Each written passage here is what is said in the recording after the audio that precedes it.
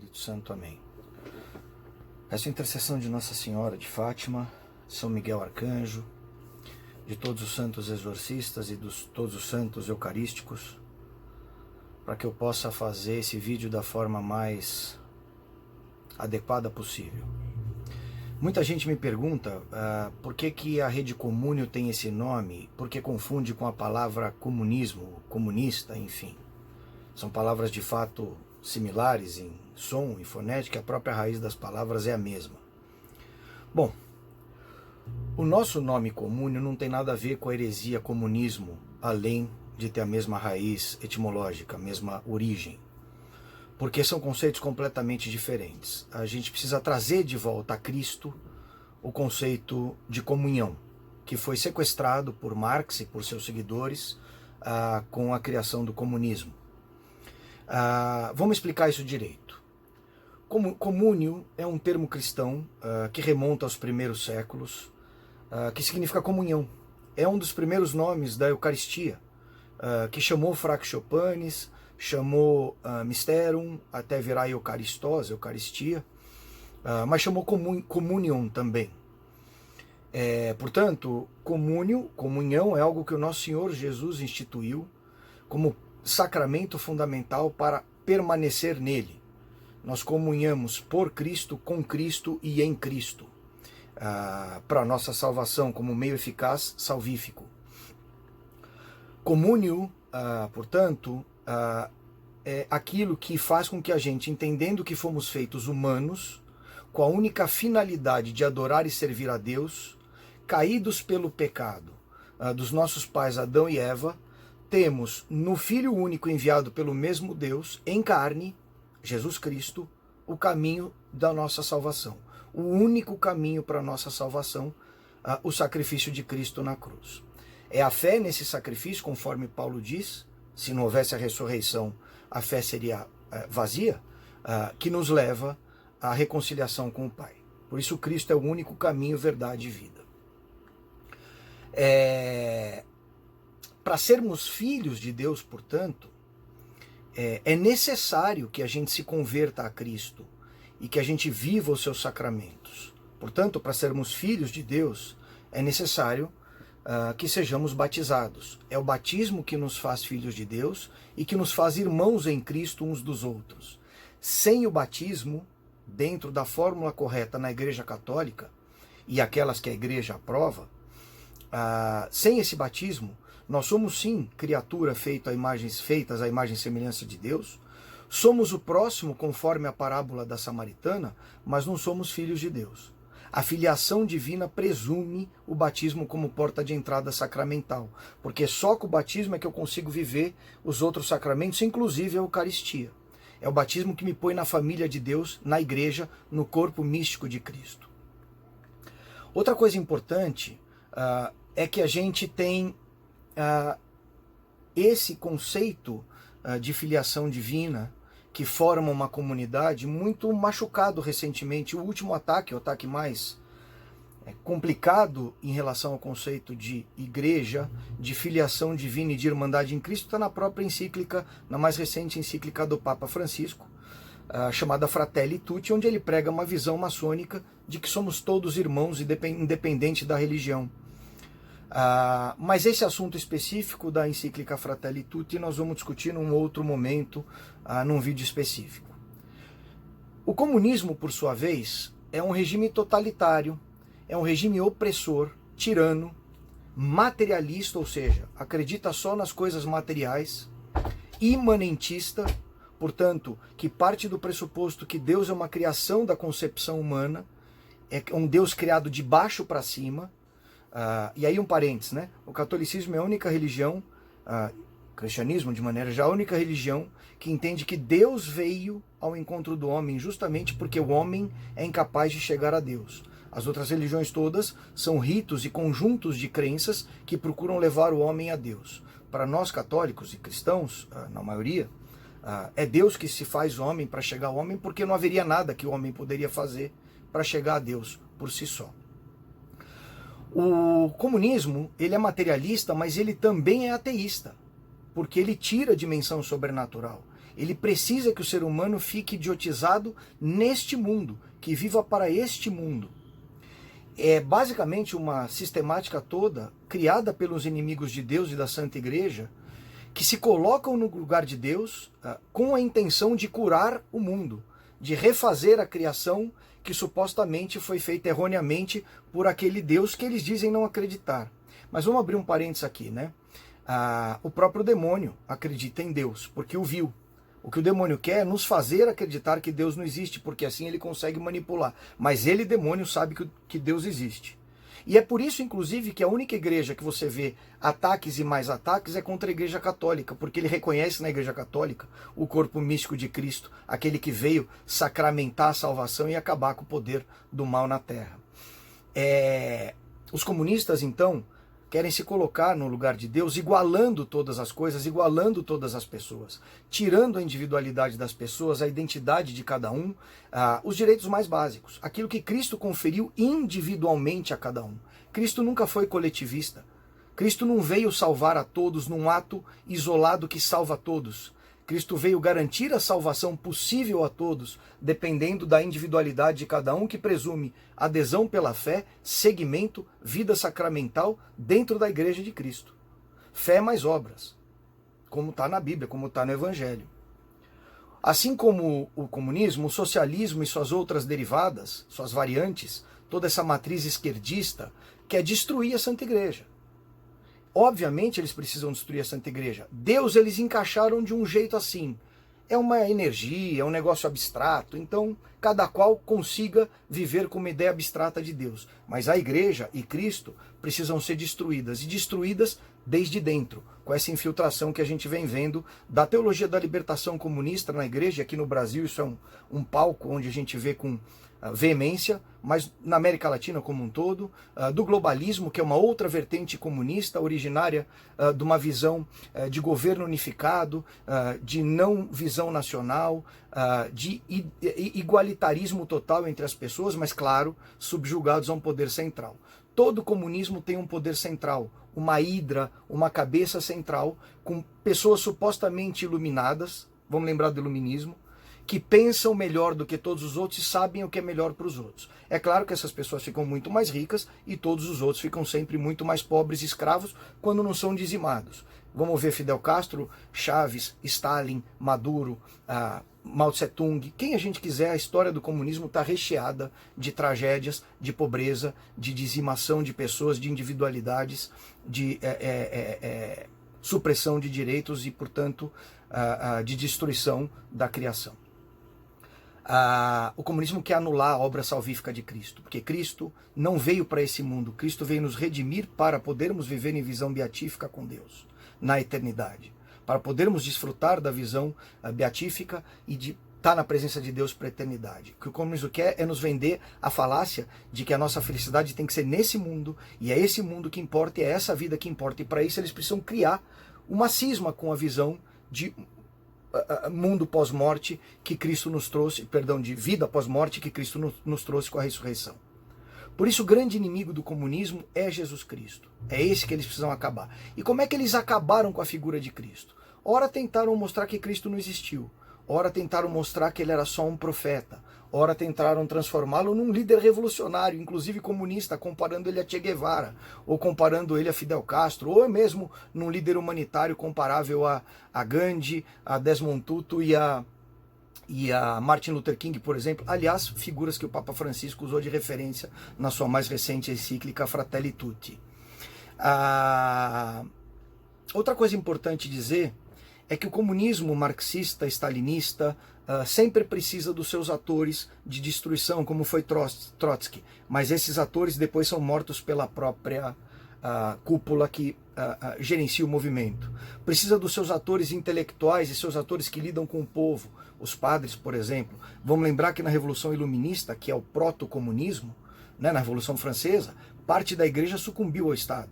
E aqueles que não sucumbiram, junto com várias religiosas e religiosos, foram dizimados pelo Estado, mortos de verdade, pelo regime iluminista que veio iluminar o mundo porque a igreja era igual a trevas. O principal palco da guerra hoje é cultural. É Gramsci, com a história de usar a igreja e usar os instrumentos de cultura a favor da mudança lenta e geracional da cabeça das pessoas, para que, como Gramsci diz, elas se tornem comunistas mesmo sem perceberem. E ao mesmo tempo, a escola de Frankfurt com todos esses ismos, né? Gaysismo, racialismo, feminismo, abortismo, que nada tem a ver com apoio às minorias, mas sim a destruição, a fragmentação da sociedade e da igreja, que é o corpo de Cristo, a partir da sua segmentação. Vamos lembrar que o trabalho do diabo, diabolos do latim, que é aquele que divide, é fragmentar. Não se esqueça, o demônio acredita em Deus. O bobão aqui na Terra é que foi forçado a fingir que Deus não existe. E parte daqueles que acreditam que Deus existe também foi forçado a acreditar que o demônio não existe, ou que o inferno não existe. Nós temos aí um dos líderes, o principal líder jesuíta, dizendo que o mal é uma realidade absoluta, abstrata, mas que o demônio em si não existe. Ora, um dos maiores truques que o demônio já implementou foi convencer o mundo de que ele não existia. Mas voltando para a nossa análise, o demônio é o pai da mentira, né? E como pai da mentira, ele usa todos os instrumentos culturais, inclusive a própria igreja, não a santa igreja, não a igreja criada por Cristo, mas pessoas que nela estão.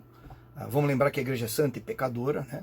Santa porque Cristo a santifica, ele é o cabeça da igreja. Pecadora porque todos nós que somos partes da igreja somos pecadores.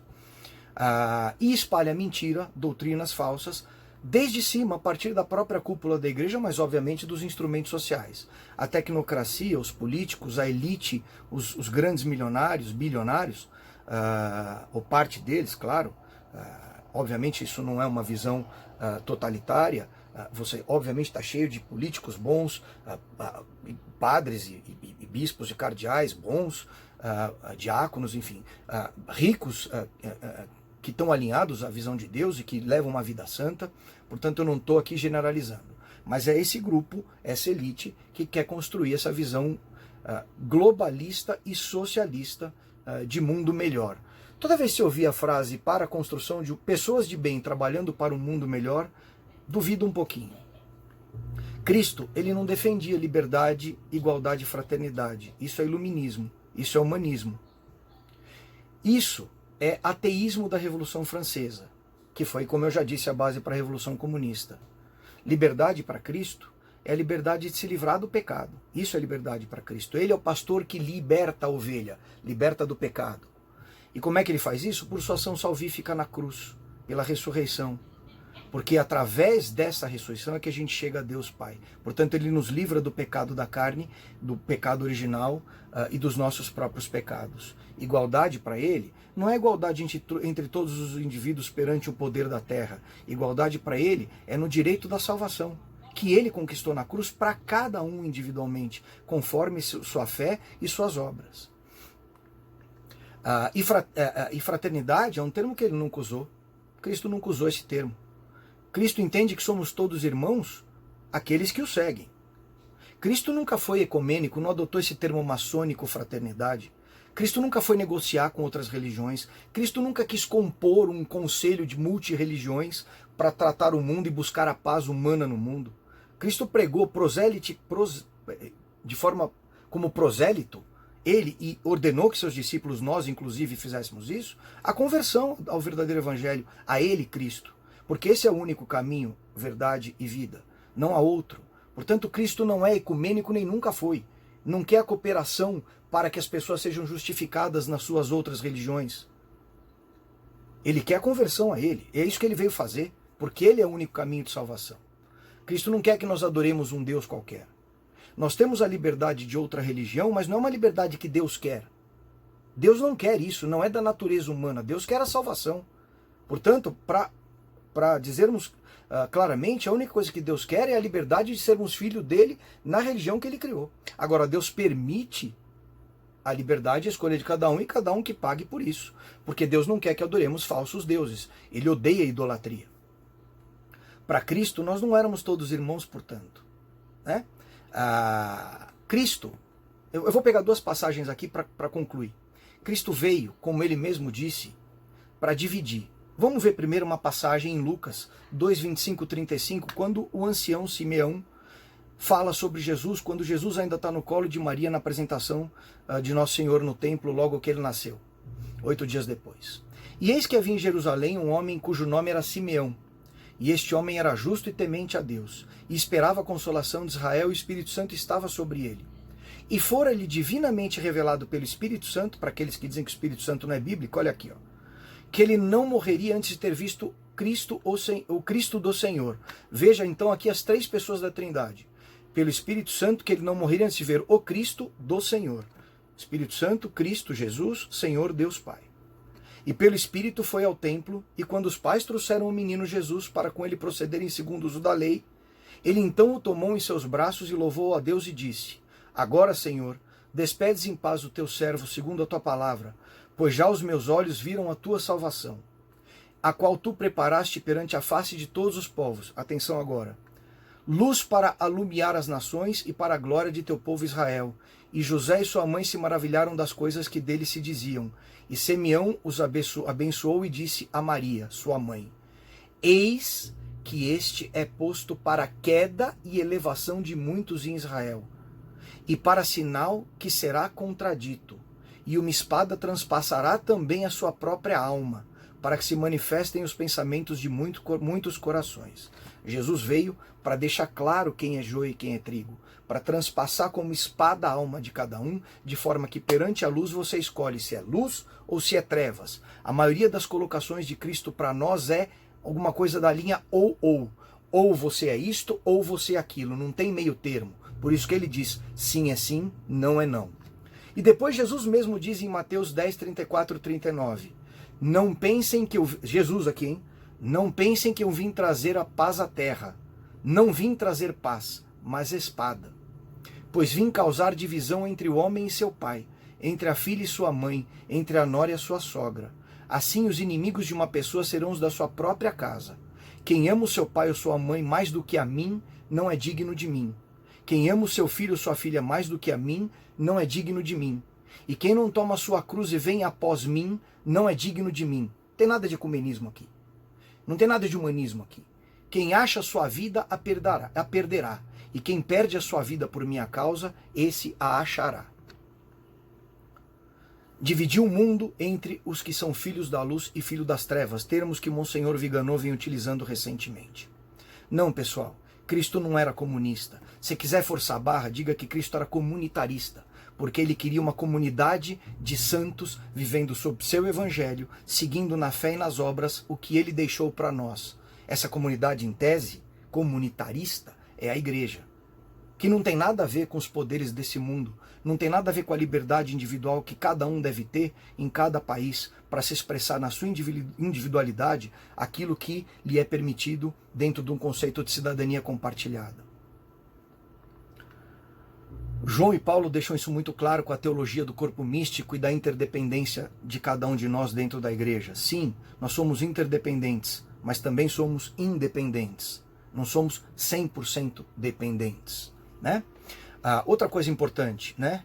Cristo dizia que era para dar a César o que é de César. Cristo dizia que Satanás era o príncipe desse mundo. Cristo dizia que ele era do outro mundo. Diz para Pilatos, meu reino não é desse mundo. Em momento algum ele está pregando um mundo melhor nesse mundo. É claro que ele quer que construamos, que façamos da criação de Deus algo melhor para nós vivermos aqui. Desde que essa vida nos leve a Cristo. Não que essa vida seja um fim em si próprio. Desde que essa vida por Cristo nos leve a Deus. E não que seja um fim em si próprio. A teologia da libertação, que é o comunismo dentro da igreja, é heresia. Comunismo, socialismo e todas as suas vertentes são heresia, passíveis de excomunhão automática. Cristo é verdade, era amor, perdão e justiça. Mas esses três elementos são indissociáveis. Ele, por amor, não justificou ninguém no seu próprio pecado, não. Ele não compactuava com o pecado. Acima de tudo, ele entendia que cada um é uma criatura única. E por que ele entendia isso? E por que ele não era coletivista? Por que ele não era comunista e, portanto, ele jamais seria esquerdista? Porque ele morreu por cada um de nós. E tratar como coletivismo é anular o sacrifício de Cristo por cada um de nós. É acabar com o valor do sacrifício de Cristo na cruz. É acabar com a lógica da salvação, com a economia da salvação. Cristo não morreu pelo todo. Cristo morreu por cada um de nós. Até porque a salvação é individual, porque os pecados são individuais. A relação com Deus é individual, ainda que possamos compartilhá-la em grupo, como a igreja pede. E que possamos ajudar aos outros e suportar aos outros, como Paulo deixa bem claro. Mas isso não nos faz desimbuídos da obrigação de cuidarmos da nossa salvação que Cristo conquistou para cada um de nós.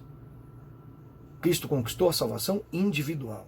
Portanto, nós somos iguais no direito a esta salvação conquistada por Ele. Agora, se nós vamos preservar a salvação que Ele conquistou, depende primeiro de conversão, depois de fé, depois de obras. É assim que se mantém a salvação conquistada por Cristo na cruz. Então, quando vocês ouvirem a palavra comúnio, lembrem que é uma palavra de Jesus Cristo, comunhão em Cristo, por Cristo, com Cristo e em Cristo, porque é pela carne dele e pelo sacrifício dele que a ponte passível de fazer-nos chegar ao Espírito de Deus foi possível. Porque só um ser 100% homem, 100% Deus, seria capaz de reconectar, de religar, de reconciliar a carne humana pecaminosa com o Espírito Santo de Deus. Ele é a ponte porque ele é 100% homem e 100% Deus. Portanto, comunhão, assim como Eucaristia, é isso aí que eu expliquei. Comunismo é só uma heresia, que cada vez mais vem ganhando adeptos, cada vez mais se beneficia da confusão demoníaca, como Nossa Senhora disse em Fátima. Leia lá nos Segredos de Fátima a história da conversão da Rússia, da necessidade da consagração da Rússia ao Sagrado Coração, ao Imaculado Coração de Maria, e ao espalhamento dos erros da Rússia. Quais são os erros da Rússia? O comunismo, o marxismo, o materialismo. Leiam a oração de consagração da Rússia ao Sagrado Coração, a cruzada que Dom Atanásio Schneider lançou recentemente. Então sim, o marxismo é o inimigo da igreja, o comunismo é o inimigo da igreja, e é um comunismo e é um inimigo complicadíssimo. Por quê? Porque está operando desde dentro da igreja, nos seus mais altos postos, nas suas mais altas cadeias de comando, alterando a doutrina e causando confusão na cabeça dos pobres fiéis e dos idiotas como eu, como todos nós, que entendemos que a Santa Igreja, apesar de santa, não é pecadora. Não, ela é santa e pecadora. E são os pecados da Igreja que estão eclipsando a sua santidade. Então, nós, verdadeiros católicos, ainda que pecadores, temos que nos levantar contra isso e começar a desfazer essa confusão. Igreja Católica e comunismo são irreconciliáveis. E eu peço que qualquer padre, ou qualquer bispo, ou qualquer cardeal que queira combater, que queira discutir sobre isso e tentar me convencer, usando os cânones, usando as encíclicas, usando os concílios, de que isso é conciliável e de que isso é vontade de Cristo, estou à disposição. Procure-nos na Rede Comúnio caso você tenha um argumento mais forte ou melhor para provar sua tese de que Cristo era comunista e de que Cristo gostaria do comunismo. No mais, é blá blá blá. Fiquem com Deus.